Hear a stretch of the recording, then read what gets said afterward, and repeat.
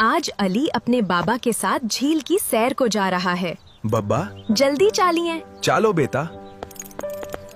Wow बाबा, कितना प्यारा रास्ता है। नेचर के साथ सफर हमेशा खूबसूरत होता है।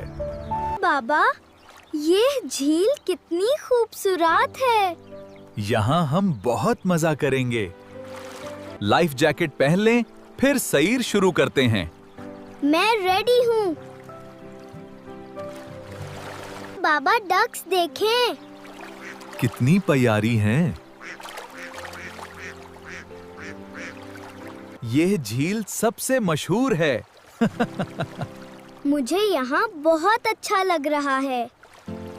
बाबा, वहाँ झूले हैं। चलो बेटा, फ्रेश स्नैक्स लें।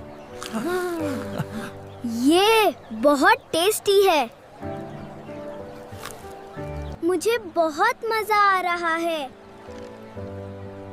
खुश रहो बेटा। आज का दिन बेस्ट था। मुझे भी बहुत अच्छा लगा। लाइक और सब्सक्राइब करना ना भूलें।